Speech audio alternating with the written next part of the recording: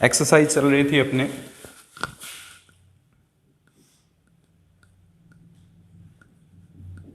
Second day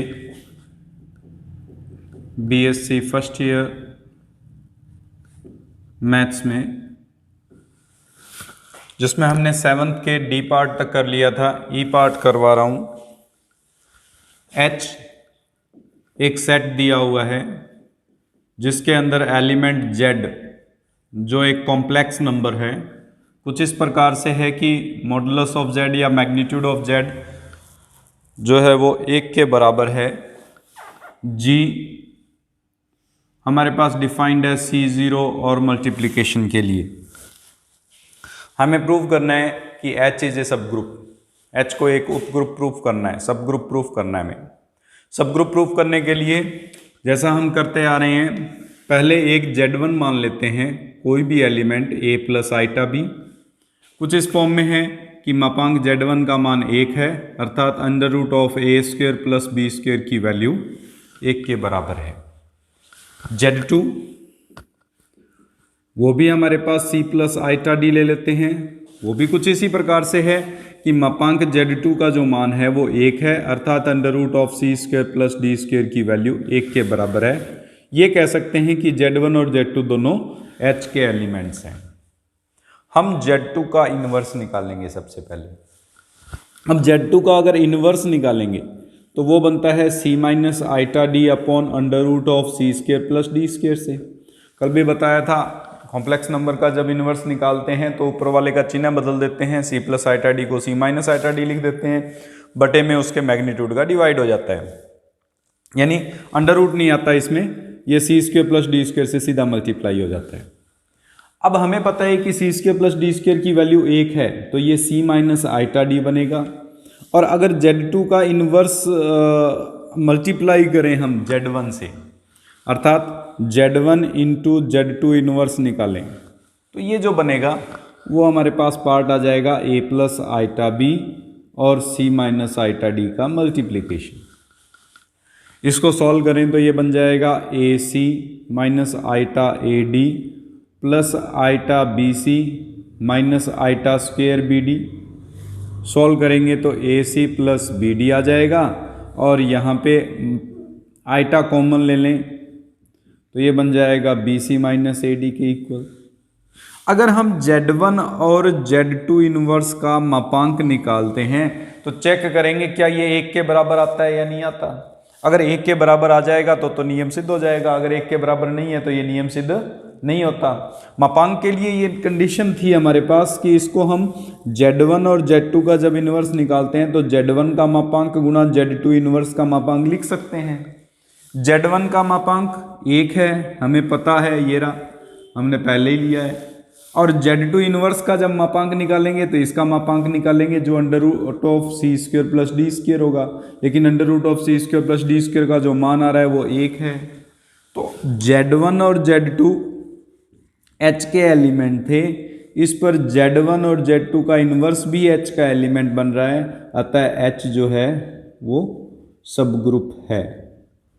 ये हमारे पास, आप चाहें तो इसको इस तरह से भी कर सकते हैं, a प्लस आइटा b बन रहा है, इसका मापांक निकाल के और फिर उसको 1 के बराबर सिद्ध कर दो, या फिर इस नियम का उपयोग किया जा सकता है जो मापांक के लिए गुणा का नियम कहलाता है। उसके बाद में एक और पार्ट ले लेते हैं हम इसमें से, f पार्ट। f पार्ट में हमें दिया हुआ है h एक सेट है जिसमें e की पावर आइटा q एलिमेंट्स है where q belongs to real number है, और G जो C0 और इनटू में डिफाइंड है। इसमें भी हमें यही चेक करना है क्या ये एक ग्रुप है या नहीं है। इसको ग्रुप है या नहीं है उसको प्रूफ करने के लिए माना अल्फा और बीटा H के एलिमेंट हैं, जहां अल्फा e की पावर आइटा q और बीटा e की पावर आइटा p के बराबर है। अगर बीटा का इन्वर्स निकालेंगे, गुणन प्रतिलोम है, गुणन प्रतिलोम जब निकाला जाता है तो 1/, लिख दिया जाता है, यानी e की पावर माइनस आइटा p बनेगा। अब अल्फा और बीटा के इन्वर्स का गुणा करेंगे तो e की पावर आइटा q के साथ गुणा हो जाएगा e की पावर माइनस आइटा p का, e की पावर आइटा कॉमन आ जाएगा q माइनस p, Q और P दोनों ही वास्तविक संख्याएं हैं तो उस स्थिति में Q माइनस P भी एक वास्तविक संख्या ही बनेगी। अगर वास्तविक संख्या बनेगी तो अल्फा बीटा इनवर्स जो है वो H का एलिमेंट बनेगा, अर्थात H जो है वो उपग्रुप है, उपग्रुप की कंडीशन को सेटिस्फाई करता है। कुछ इसी प्रकार से एक पार्ट और रह जाता है आपके पास, G पार्ट है, जो 1 + 2m बटे 1 + 2n, m और n belongs to integer, G equals to C0 into है। उसके लिए भी आप चेक करके देख लेना कि क्या ये एक सब ग्रुप की कंडीशन को सेटिस्फाई करता है या नहीं करता, प्रूफ हो जाएगा। क्वेश्चन नंबर 8 देखो, जिसमें हमें दिया हुआ है H1 सब ग्रुप ऑफ H2, H2 सब group of G, prove that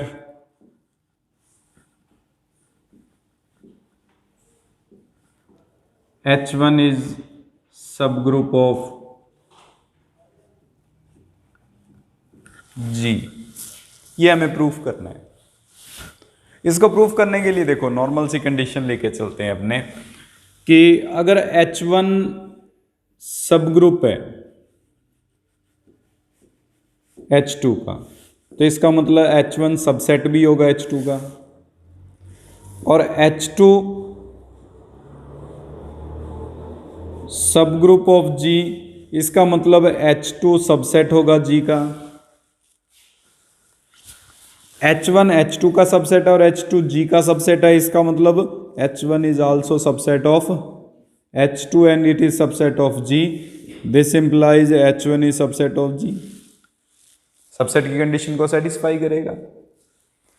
फिर A और B अगर H1 के एलिमेंट हैं और H1 एक सब ग्रुप है, तो इसका मतलब ए बी इनवर्स जो होगा वो भी H1 का एलिमेंट जरूर बनेगा। अब H1 सबसेट है G का and A B belongs to H1 पर अगर A B inverse belongs to H1 आता है तो हम कहते हैं H1 is also subgroup of G। यानी एक सबसेट बन गया, सबसेट की कंडीशन को सेटिस्फाई कर रहा है। दो एलिमेंट्स लिए, एक का प्रतिलोम दूसरे से ऑपरेट करवाने पर रिजल्ट जो है वो H1 का ही एलिमेंट बन रहा हो, तो हम कहते हैं कि H1 इज ए सब ग्रुप किसका, जिसका सबसेट है। सबसेट किसका है, G का, इसलिए G का भी सब ग्रुप बनेगा। ये हमारे पास इस क्वेश्चन नंबर 1 में था। क्वेश्चन नंबर 9 हमें दिया हुआ है कि यदि, क्वेश्चन नंबर 9 देखो, जिसके अंदर हमें ये दिया हुआ है कि HK G का सब ग्रुप है, HK का inverse is equal to K inverse H inverse, हमें प्रूफ करना है। इसको प्रूफ करने के लिए हम ये प्रूफ करेंगे, पहला पार्ट कि HK inverse is subset of K inverse H inverse, और सेकंड पार्ट हम प्रूफ करेंगे कि HK का inverse K inverse H inverse is the subset of HK inverse. इसको प्रूफ करने के लिए माना एक एलिमेंट ए बी HK का एलिमेंट है, where A belongs to H and B belongs to K। उस केस में AB का इन्वर्स करेंगे तो वो HK का इन्वर्स के एलिमेंट के इक्वल आएगा, और हमें पता है कि AB का इन्वर्स जो होता है वो B इन्वर्स A इन्वर्स से लिखा जाता है, अर्थात B इन्वर्स A इन्वर्स जो है वो HK इन्वर्स का एलिमेंट है। ये हम लेट करके चल रहे हैं। अगर ये मान के चल रहे हैं तो A जो है वो H का एलिमेंट है, इसका मतलब A इन्वर्स भी H इन्वर्स का एलिमेंट होगा। B K का एलिमेंट है तो B इन्वर्स भी K इन्वर्स का एलिमेंट होगा, यानी B inverse into A inverse करेंगे तो वो रिजल्ट जो बनेगा वो K inverse into H inverse के बिलोंग करेगा। B इन्वर्स A इन्वर्स हम लेके चल रहे थे H K इन्वर्स का एलिमेंट, प्रूफ कर रहे हैं कि वो K इन्वर्स H इन्वर्स का भी एलिमेंट है। इसका अर्थ ये हो गया कि HK inverse is the subset of K inverse H inverse. Second part proof करेंगे। इसमें सेकेंड पार्ट में हम ऑपोजिट लेके चलते हैं, माना B inverse A inverse belongs to K inverse H inverse. This implies B inverse belongs to K inverse and A inverse belongs to H inverse. इसका अर्थ ये हो गया कि बी के का एलिमेंट है और ए जो है वो एच का एलिमेंट है। इससे ए बी जो होगा वो एच के का एलिमेंट बन जाएगा और ए बी का इन्वर्स जो होगा वो एच के इन्वर्स का एलिमेंट बन जाएगा, जिसको हम B inverse A inverse belongs to H K inverse लिख सकते हैं। एलिमेंट लिया था इसका, हम इसका प्रूफ कर रहे हैं। इसका अर्थ ये हो गया कि K inverse H inverse is the subset of H K inverse. पहली कंडीशन और सेकंड कंडीशन को अगर कंबाइन कर दें तो हम ये लिख सकते हैं कि K inverse H inverse is equal to H K का इन्वर्स, जो हमें इसमें प्रूफ करना था। ये हमारे पास क्वेश्चन नंबर 9 रहेगा। 10th क्वेश्चन कुछ इसी प्रकार का है, कोई ज़्यादा डिफरेंस नहीं है। हमें एच जी का उपग्रुप दिया हुआ है, हमें प्रूफ करना है पहला part H H is equal to H. Proof करने के लिए सबसे पहले हम पहला पार्ट तो ये प्रूफ करेंगे कि H H is the subset of H. B part हम ये प्रूफ करेंगे कि H is the subset of H H. Normal condition है ये ए और बी हमारे पास कोई दो एलिमेंट ले लेते हैं, एच के हैं, तो ए बी जो होगा वो एच एच का एलिमेंट बनेगा। मान लेते हैं ये जो ए बी एलिमेंट है यानी सी जो है उससे व्यक्त किया जाता है जो एच एच का एलिमेंट है। अब चूंकि ए और बी एच के एलिमेंट हैं और एच उपग्रुप है, उपग्रुप सब ग्रुप है, सब ग्रुप का मतलब संवरता का नियम लागू होगा, क्लोजर प्रॉपर्टी अप्लाई होगी। और क्लोजर प्रॉपर्टी क्या कहती है कि अगर ए और बी दो एलिमेंट्स हैं तो उनका जो ऑपरेशन होगा वो भी उसी में बिलोंग करेगा, अर्थात ए बी जो होगा वो एच में भी बिलोंग करेगा। लेके चल रहे थे कि ए बी एच एच का एलिमेंट है, प्रूफ कर रहे हैं कि ए बी एच का भी एलिमेंट है, इसका मतलब H H is the subset of H. H into H जो होगा वो एच का सबसेट बनेगा। फिर कुछ इसी प्रकार से हम दूसरा पार्ट प्रूफ करेंगे। दूसरे पार्ट में हम क्या लेके चलते हैं कि ए बी जो है वो एच का एलिमेंट है, अर्थात ए और बी दो एलिमेंट्स लिए थे हमने एच के, इनका ऑपरेशन लगाने पर ए बी जो है वो भी एच का एलिमेंट है, ये हम लेट करके चलते हैं इस बार। अगर ये ए बी एच का एलिमेंट लेके चलेंगे तो ए जो था वो एच का एलिमेंट है, बी भी एच का एलिमेंट है, तो ए स्टार बी ऑपरेट करने पर भी एच एच का एलिमेंट बनेगा ही बनेगा।